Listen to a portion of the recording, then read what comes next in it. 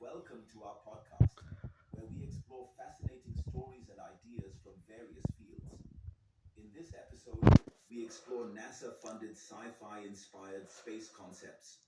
In hopes of turning science fiction into reality, NASA has been funding projects which seem far from reality, but if completed, can take mankind's achievements in space to new heights. Speaking about such ambitious projects, even the space agency's representative John Nelson calls them science fiction like concepts. Although there is no guarantee of them materializing, projects like the lunar rail system may become part of an aerospace mission someday. These ambitious projects include a fluid based telescope, a transit system to transfer humans and cargo to Mars, and a lunar railway system. These projects are part of NASA's Innovative Advanced Concepts program that has been set aside to be funded for continuous research. In all, there are six projects, and each of them has completed the initial NIAC phase.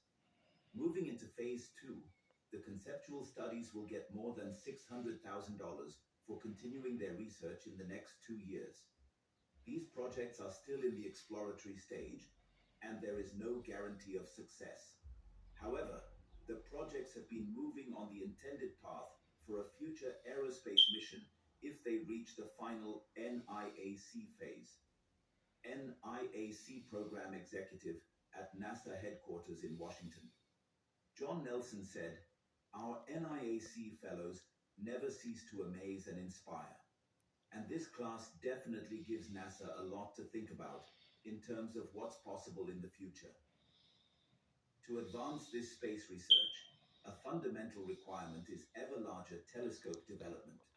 According to NASA's Edward Balaban, it does not appear economically viable to scale current space telescope technologies to aperture sizes beyond 10 meters. Thus, there is a need for cost-effective solutions to scale space telescopes to larger sizes," he said. The FLUTE project gives a potential solution for creating space observatories which have a large aperture or unsegmented liquid primary mirrors. Such liquid primary mirrors get formed in space with the use of fluidic shaping in microgravity, said Balaban.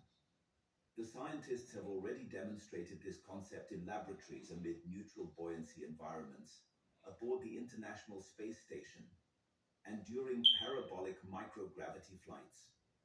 Meanwhile, another project of NASA is the pulsed plasma rocket, entailing electric